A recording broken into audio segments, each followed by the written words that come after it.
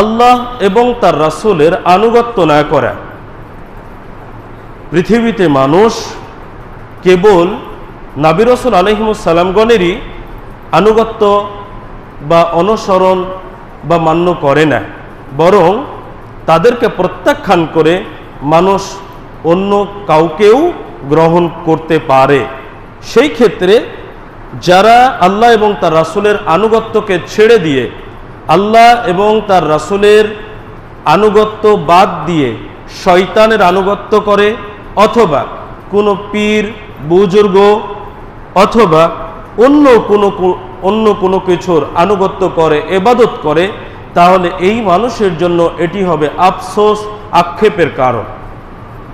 মানুষ আক্ষেপ করবে, কেন আমরা আল্লাহ এবং তার রাসূলের আনুগত্য করলাম না, কেন আমরা অন্যদের আনুগত্য করেছি, এবং এই আক্ষেপটা করেই মূলত তারা স্বাভাবিকভাবেই জাহান্নামের যে শাস্তিটা অবধারিত আছে সেটা তারা ভোগ করবে। সূরা আল আহজাব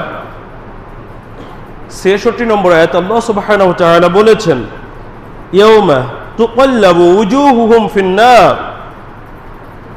যেদিন তাদের মুখমণ্ডল আগুনে উলট পালট করা হবে। ইয়াকুলুনা, তারা বলবে, ইয়া লাইতানা আতা'না আল্লাহ, হায় আমরা যদি আল্লাহর আনুগত্য করতাম, আল্লাহকে মানতাম, ওয়া আতা'নার রাসূল, এবং রাসূলের আনুগত্য করতাম, রাসূলকে মানতাম। অর্থাৎ যখন জাহান্নামীদেরকে জাহান্নামের আগুনে তাদের মুখমণ্ডল উলট পালট করা হবে, আগুনের তাপে যখন তারা দগ্ধ হবে, তখন তারা এই আফসোসটা করবে, এই আক্ষেপ করবে, হায় যদি আমরা আল্লাহর আনুগত্য করতাম, রাসূলের আনুগত্য করতাম।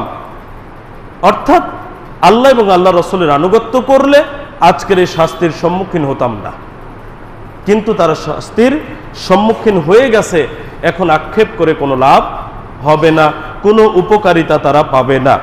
সুতরাং এক্ষেত্রেও আমাদের জন্য বুঝার বিষয়, কিয়ামতে আখিরাতে জাহান্নামের শাস্তি ভোগ করতে গিয়ে আল্লাহ এবং তার রাসূলের আনুগত্য না করার জন্য আক্ষেপ করব, নাকি দুনিয়ার জীবনেই তাদের আনুগত্য করব, বিষয়টা আমাদেরকে এখনই ভাবতে হবে। কারণ যদি এখন ভাবি, তাহলে এই আক্ষেপ পরকালে গিয়ে আমাদেরকে করতে হবে না ইনশাআল্লাহ। আর যদি এখন না ভাবি, এখন যদি তাদের আনুগত্য করতে না পারি, তাহলে জাহান্নামের শাস্তি পেতে হবে, এবং সেই দিন আমরা আক্ষেপ করব, কিন্তু আক্ষেপ কোনোভাবেই পূরণ করা সম্ভব হবে না।